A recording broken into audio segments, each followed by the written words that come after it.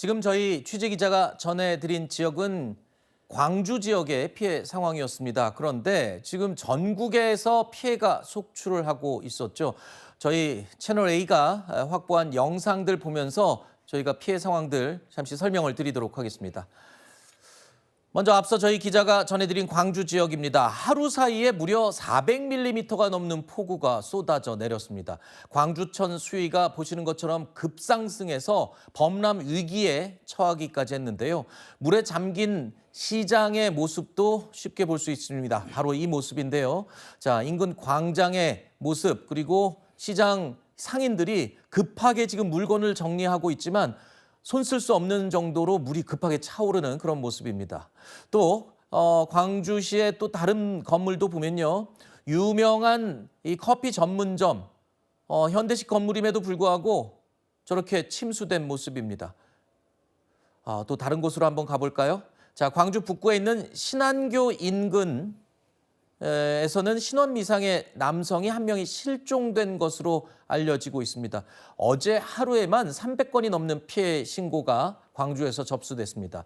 자, 이번에는 경북 대구로 한번 가보겠습니다. 대구의 모습 보고 계시는데요. 대구에서는 시간당 35mm의 비가 쏟아졌습니다. 광주보다는 조금 덜하긴 하지만 그래도 보십시오. 지금 도심이 잠긴 모습인데요. 허리 높이까지 물이 차올랐습니다. 구명 보트까지 등장해서 주민 26명을 구조했습니다. 경북 청도로 한번 가보겠습니다. 자, 청도에서는 급격하게 내린 비로 야산의 토사가 무너져 내렸습니다. 지금 보시는 것처럼 차량이 이 벽에 처박혀 있는 모습을 볼 수 있는데요. 다행히도 이 빠른 대피로 인해서 인명 피해는 없었습니다. 경남 창녕으로 한번 가보겠습니다. 자, 이 아파트 단지 바로 입구의 모습인데요. 도랑이 넘쳐서 범람하는 모습입니다. 나무는 그냥 속절없이 쓰러져 있고요. 토사가 마구 유출되고 있습니다. 침수 신고도 이어졌고 주민들 대다수가 긴급 대피했습니다. 충남 지역도 한번 볼까요? 충남 서산 지역의 모습입니다. 200년 만에 한 번 내릴까 말까 한 수준의 이 폭우였는데요. 침수된 농경지에 차들이 그대로 잠겨 있는 모습을 볼 수 있습니다. 농로 주변에 침수 차량들이 그대로 방치된 모습인데요. 심정지 상태로 발견된 남성이 숨지는 일도 있었습니다. 그리고 인근에서 80대 남성이 또 물에 빠져 숨지는 일도 있었습니다. 자, 시시각각 들어오고 있는 전국의 비 피해 상황 저희가 들어오는 대로 계속 정리를 해드리도록 하겠습니다. 그야말로 하늘에 구멍이 뚫린 듯이 전국을 강타한 이 물폭탄, 폭우. 피해를 입은 지역들이 상당합니다. 피해 주민들의 목소리 잠시 들어보시죠. 아침에 5시 반에 왔었어요. 염소를 키우기 때문에 와보니까 물에서 둥둥 떠다니는 거예요. 염소가 막 물 먹고 있더라고. 근데 어떻게 할 방법이 없고 알도 못하죠. 그거 식구나 똑같잖아요. 염소 이 소리는 질르지. 그렇다고 거기 들어가서 어떻게 할 방법이 없지. 70이 넘었는데 처음입니다. 그동안 이런 일이 전혀 없었어요. 한 번도 이렇게 찬 적이 없어요. 해관서 있습니다. 저게 흥턱물이라 수확이 많이 떨어집니다. 풍년이 들어야 하는데 이거 흉년 아니고 완전 이렇게 됐어요. 오늘 오전부터는 살짝 지금 전국적으로 비가 소강 상태에 접어들었습니다. 그런데요, 아직 끝난 게 아닙니다. 이틀 정도 더 폭우가 쏟아진다고 하니까요. 특히 오늘 밤이 최고 고비라는 소식입니다. 해당 내용은 잠시 후에 저희가 기상캐스터 연결해서 자세히 알아보도록 하고요. 이틀 사이에 도대체 얼마나 많은 비가 내렸는지 저희가 표로 정리를 해봤습니다. 400mm 이상은요, 정말 상상할 수 없는 이 물폭탄이라고밖에 표현이 안 되는 그런 엄청난 양입니다. 아까 제가 잠깐 말씀드렸죠. 200년에 한 번 올까 말까한 집중호우였습니다. 5,192명이 전국적으로 대피했고요. 7개 구간의 철도 운행도 중지됐고 오늘 오전 상황은 배편도 상당히 많은 이 편수가 지금 운항이 중지된 상태입니다. 자, 현재까지 이번 호우로 인한 사망자 전국적으로 4명이 발생한 것으로 집계되고 있습니다. 이 가운데 3명이 침수해서 빠져나오지 못해서 변을 당한 것으로 전해졌는데요. 자, 전문가께 제가 여쭙겠습니다.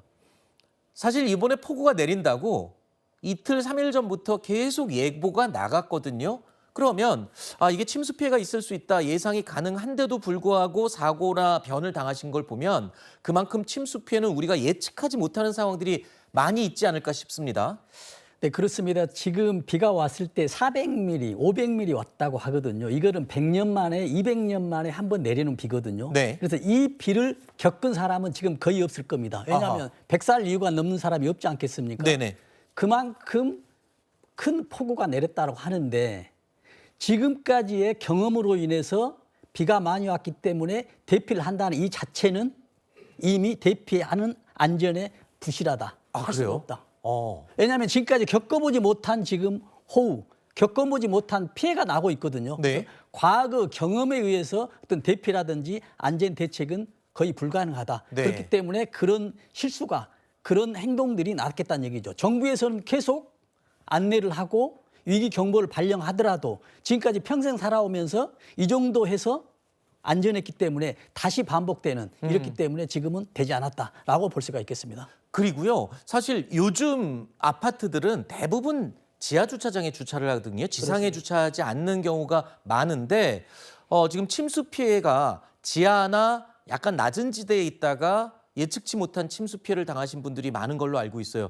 우리가 통상적으로 알고 있는 지하에 있을 때는 방금 말씀하신 것처럼 이렇게 경험하지 못한 폭우가 내릴 때는 어떻게 대피를 해야 되는지 좀 특이한 점을 좀 알려주시죠. 그러니까 지금 우리가 지하에 주차를 할 때 지하에 물이 들어온다는 얘기는 기하급수적으로 물이 차거든요. 그러면 우리가 생각하는 것보다 훨씬 더 빠른 속도로 차오르겠군요. 그렇죠. 우리가 강수량을 예보할 때 시간당 몇십 미리, 30mm, 뭐 40mm 뭐 이렇게 얘기를 하는데 물이 쌓이는 거는 분당 몇십 미리 몇 메타까지가 될 수가 있어요. 그래요? 왜냐하면 물은 낮은 곳으로 모이지 않겠습니까? 그렇죠. 그러면 지하는 낮아요. 네. 그래서 물이 들어오기 시작하면 순식간에 내려오거든요. 그래서 지하에 차를 주차할 때는 이미 들어가는 물이 기미만 보이더라도 주차를 하면 안 되겠죠. 아하.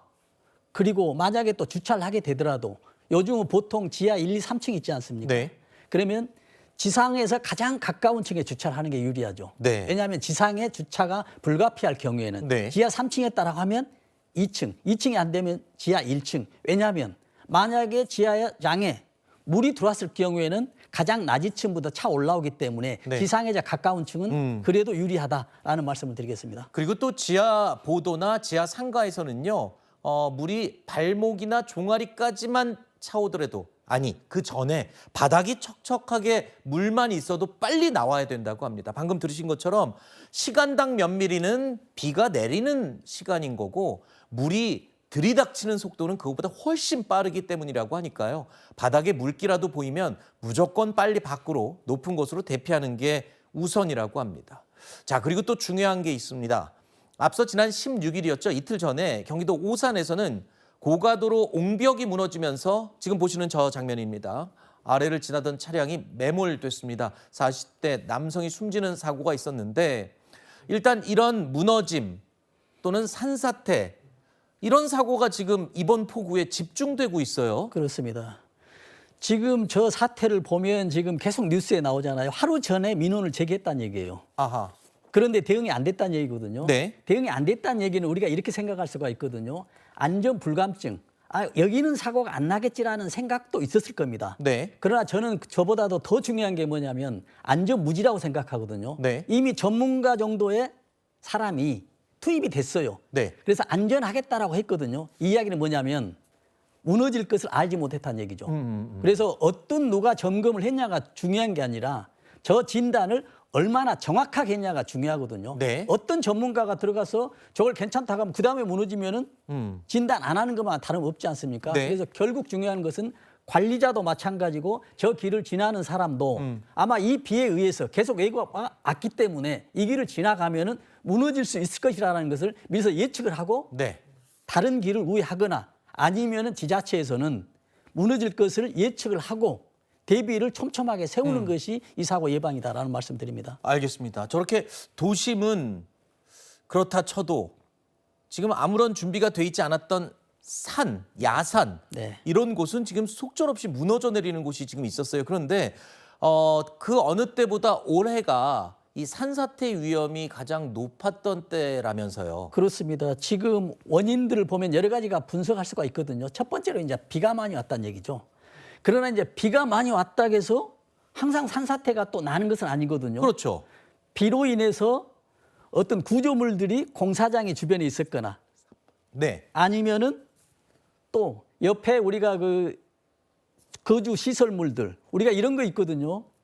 그 산에 산불도 났었고요. 또 하나는 또 우리가 그 건축 구조물들 태양광 설치 있잖아요. 네. 이런 설치들이 있기 때문에 산에 산사태가 발생할 수 있는 증가 요인이 되거든요. 아하, 그러니까 이 중부 내륙 지방에 대형 산불이 있었고 네. 산불이 난 다음에는 산사태 위험이 높다라는 소식을 저희도 한번 다룬 적이 있었거든요. 네. 그러니까 올해가 큰 산불 이후기 때문에 산사태 위험이 높고 네. 그리고 아까 구조물을 말씀하셨는데 구체적으로 어떤 구조물을 말씀하시는 거죠? 농촌의 구조물이 요즘 많이 있습니까? 그렇습니다. 지금 이제 귀촌이나 귀농을 하는데 연간 50만 명이 귀농 귀촌을 하거든요. 네. 그런데 첫 번째는 이제 주거 시설이죠. 네. 그리고 편의 시설들 있지 않겠습니까? 네. 새로운 주택에 대해서 리모델링이나 리스트럭처링을 해서 다시 들어가는 경우도 있지만은 집을 새로 짓는 경우가 있고 또 하나는 지금 건축물 같은 경우는 예를 들어서 태양광 설치를 한다라고 가정을 하면 아, 요즘 태양광 설치 많이 하죠. 그렇죠. 네. 그러면 산 중턱에 많이 하지 않습니까? 햇빛을 많이 받아야 되기 때문에 그렇다고 한다면 지금 산 중턱에 평당 100m 제곱에 1헥타르 정도의 어떤 편의 시설이나 어떤 태양광 설치했다고 한다면 네. 그 전에는 이런 시설물들이 비가 많이 왔기 때문에 무너지거든요. 그러나 지금은 비가 많이 와도 무너지지 않아요. 왜냐하면 튼튼하게 건축을 했기 때문에. 네. 그러나 이 다른 측면에서 보면 이 면적에 비가 왔을 때 이 부분에서는 비가 흡수를 하지 않거든요. 아, 그러면 아래쪽으로 다 흘려 보내겠군요. 그렇죠. 그러면은 그 면적에 대해서 물이 땅에서 흡수를 하지 않기 때문에 그 많은 양이 낮은 지대, 저지대로 가기 때문에 저지대에 있는 주택이나 산이 있다고 한다면 범람이 되고 산사태가 증가할 수 있는 요인이 되기 때문에 네. 지금 옆에 어떤 공사장이 완료가 됐다 하더라도 네. 지금 산사태 위험을 하고 미리서 선 조치로 대피하는 게 예방하는 게 가장 중요한 조치라고 볼 수가 있겠습니다. 알겠습니다. 이 부분이 굉장히 중요한 포인트네요. 주변에 산이 있고 산 중턱이나 이런 곳에 큰 구조물이 있다면 빗물을 다 흡수하지 못할 가능성이 있고 오히려 그게 낮은 지대로 흘러가기 때문에 주변에 그런 건축물이 있거나 구조물이 있다면 더 빨리 대피를 하는 게 안전하다. 이런 전문가의 지적이 있었습니다. 자, 오늘이 가장 큰 고비가 될 거라고 하는데요. 부디 이 비 피해 대비를 각별하게 해주시기 바랍니다.